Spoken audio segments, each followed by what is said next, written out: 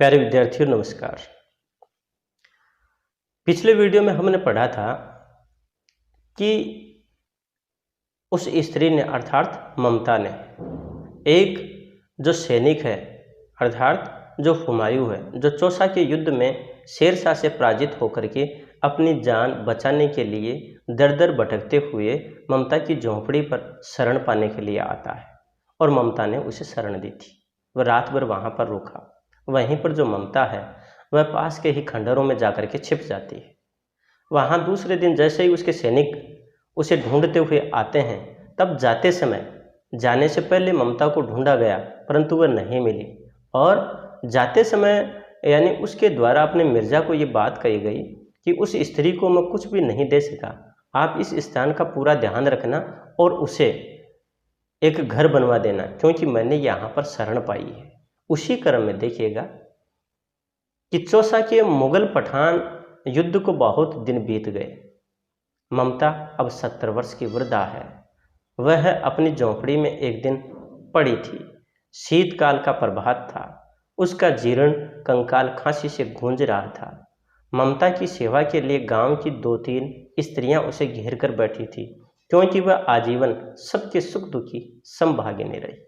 प्यारे विद्यार्थियों, यहाँ पर बहुत दिनों के बाद की घटना का लेखक ने चित्रण किया है और यहाँ पर लेखक इस बात को भी स्पष्ट कर रहा है कि चौसा का जो युद्ध था वह उस युद्ध को बहुत समय बीत चुका था और अब जो ममता है यानी कि उसकी जो आयु है वो 70 वर्ष की हो गई है। वह वृद्धावस्था की ओर चली गई या यूँ कहीं कि वृद्धा हो गई है। वह अपनी झोंपड़ी में एक दिन पड़ी थी। शीतकाल का प्रभाव था, यानी कि सर्द ऋतु में सुबह का समय था। उसका जो जीर्ण कंकाल यानी कि एक तरह से कृश का जो कंकाल है, कमजोर जो उसका शरीर है, वो खांसी से क्या है गूंज रहा था और ममता की सेवा के लिए गांव की 2-3 स्त्रियां उसे घेर कर बैठी हैं, क्योंकि वह आजीवन सबके सुख दुख की संभागिनी थी। प्यारे विद्यार्थियों, यहाँ पर देखो जो ममता उसकी चारित्रिक जो विशेषता है उसी का जिक्र हो रहा है कि ममता अब वृद्धा हो गई है, यानी कि अब एक तरह से उसका शरीर बहुत ज़्यादा कमज़ोर हो गया है। उसके चारों ओर गांव की 3-4 जो महिलाएं हैं वो बैठी हुई थी, उसकी सेवा के लिए बैठी हुई हैं।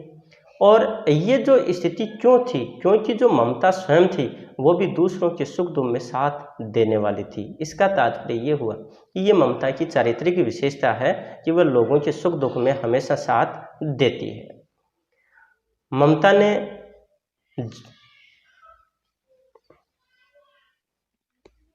आगे देखिएगा, ममता ने जल पीना चाहा। एक स्त्री ने सीपी से जल पिलाया। सहसा एक अश्वारोही उसी झोंपड़ी के द्वार पर दिखाई पड़ा। वह अपनी धुन में कहने लगा, मिर्जा ने जो चित्र बनाकर दिया है वह तो इसी जगह का होना चाहिए। वह बुढ़िया मर गई होगी, अब किससे पूछूं। एक दिन शहंशाह हुमायूं किस छप्पर के नीचे बैठे थे। ये घटना भी 47 वर्ष से ऊपर की हुई। यानी कि उधर तो जो ममता है वो बीमार है, उसका कृशकाय जो शरीर है खांसी से यानी गूंज रहा है। उधर जो ममता है वो पानी पीना चाह रही है, तो उसे जो उसके पास बैठी जो स्त्रियां हैं उनमें से एक ने उसे सीपी से पानी पिलाया है। उसी समय उसकी झोपड़ी के द्वार पर कोई एक सैनिक दिखाई देता है और वह अपने ही धुन में बड़बड़ाता हुआ कह रहा है कि मिर्जा ने जो चित्र बनाकर दिया वह तो इसी जगह का होना चाहिए। वह बुढ़िया मर गई होगी, पर किससे पूछूं। एक दिन शहंशाह हुमायूं किस छप्पर के नीचे बैठे थे। ये घटना तो 47 वर्ष से ऊपर की हुई। कहने का मतलब है कि यहाँ पर जो हुमायूं ने इस झोंपड़ी में अर्थात ममता के पास जो शरण पाई थी वो 47 साल पहले की थी। आज जो ममता की जो उम्र है वो 70 वर्ष हो गई। कहने का तात्पर्य यानी जिस समय हुमायूं ने उस झोंपड़ी में शरण पाई थी, आश्रय पाया था, उस समय ममता की उम्र 23 वर्ष थी और वह विधवा थी। देखिए कैसे कि वह भारतीय संस्कृति का परिचय देती है। एक तरफ पतिव्रत धर्म का पालन करती है, वहीं पर अतिथि देवो भव की जो भावना उसका पालन करती है, कर्तव्य का निर्वाह करती है। और यहाँ पर यानी कि आगे देखिएगा उसी क्रम में ममता ने अपने विकल कानों से सुना। उसने पास की स्त्री से कहा, उसे बुलाओ। अश्वारोही पास आया। ममता ने रुक रुक कर कहा, मैं नहीं जानती वह शहंशाह था या साधारण मुगल, पर एक दिन इसी झोंपड़ी के नीचे वह रहा। मैंने सुना था कि वह मेरा घर बनवाने की आज्ञा दे चुका था। भगवान ने सुन लिया, मैं आज इसे छोड़े जाती हूँ। अब तुम इसका मकान बनाओ या महल, मैं अपने चिर विश्राम गृह में जाती हूँ। प्यारे विद्यार्थियों, जैसे ही यानी कि वह सैनिक के बाहर झोंपड़ी के बाहर बड़बड़ा रहा था, बुदबुदा रहा था, तो यहाँ पर ममता ने उसे अपने पास बुलाया और उसे यानी कि जो 47 साल पूर्व की जो घटना थी, उस घटना को उसने बताया कि मुझे नहीं पता कि वो शहंशाह था, वो बादशाह था या फिर साधारण एक मुगल व्यक्ति था, पर मैंने सुना कि उस समय जाते उसने मुझे यानी कि अपने सैनिकों से मेरा घर बनवाने की आज्ञा दी थी और परमात्मा ने सुन लिया। प्यारे विद्यार्थियों, ये जो पंक्ति आगे वाली है ये बोर्ड की परीक्षा में पूछी गई है कि भगवान ने सुन लिया, मैं आज इसे छोड़े जाती हूँ। अब तुम इसका मकान बनाओ या महल, मैं अपने चिर विश्राम गृह में जाती हूँ। अर्थात आज तक यानी कि वो घर नहीं बना और मैं परमात्मा से यही एक तरह से गुजारिश कर रही थी, यही प्रार्थना कर रही थी कि वो वापस यहाँ पर नहीं आए, और आज जब आप आए हो तो यानी कि मैं हमेशा हमेशा के लिए इस स्थान को छोड़ करके चली जा रही हूँ। अब आप भले ही चाहे इसका मकान बनाओ, महल बनाओ, क्यों? क्योंकि वो तो हमेशा चिर विश्राम गृह में यानी इस संसार से हमेशा हमेशा के लिए विदा लेकर के जा रही थी। आगे देखिए, वह अश्वारोही अवाक खड़ा था। बुढ़िया के प्राण पक्षी अनंत में उड़ गए। अब वहाँ एक अष्टकोण मंदिर बना और उस पर शिलालेख लगाया गया। सातों देश के नरेश हुमायूं ने एक दिन यहाँ विश्राम किया था। उनके पुत्र अकबर ने उनकी स्मृति में ये गगनचुंबी मंदिर बनाया, पर उसमें ममता का कहीं नाम नहीं।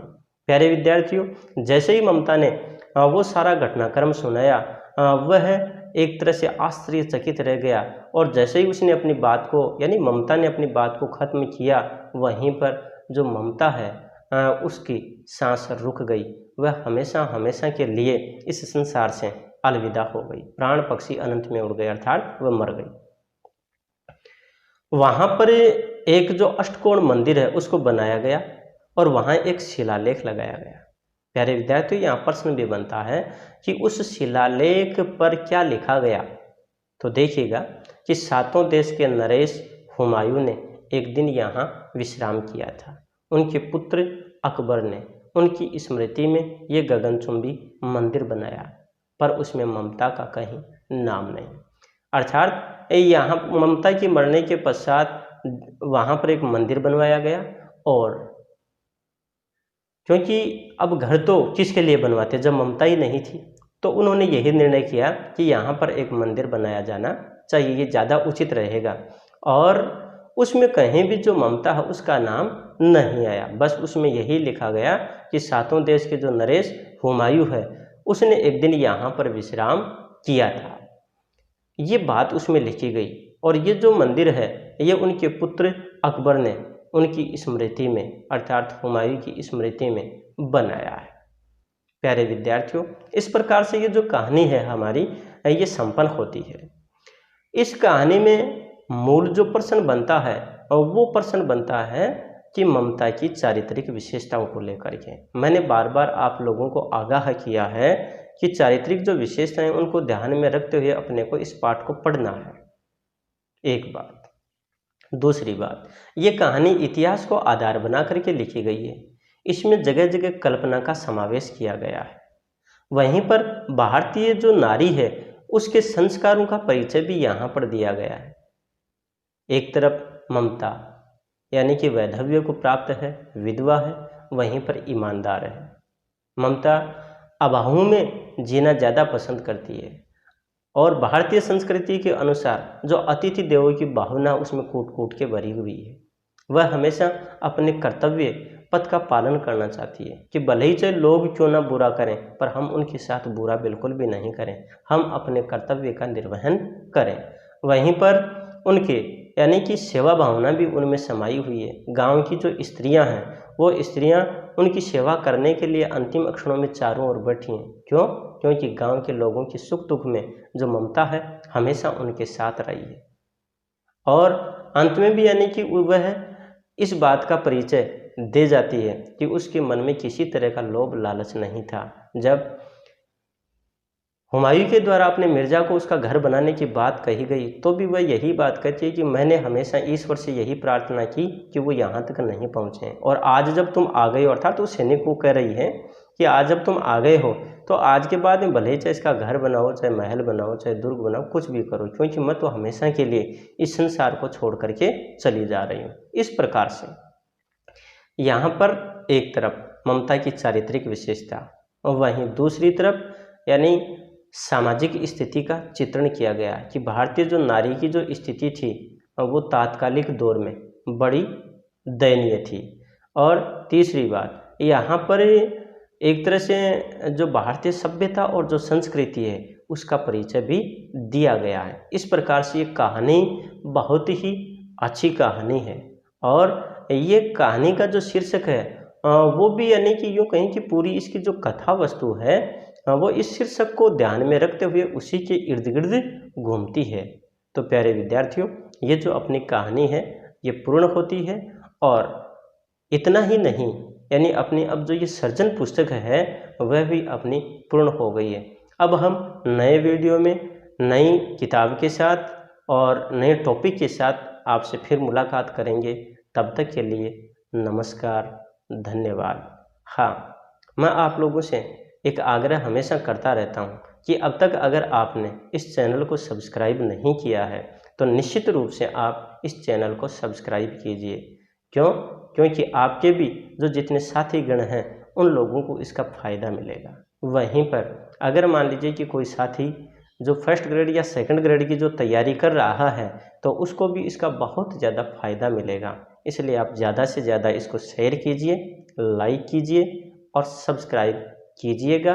अन्य से भी सब्सक्राइब करवाइएगा। एक बार पुनः आप सभी का हार्दिक धन्यवाद, आभार। फिर से आपका धन्यवाद।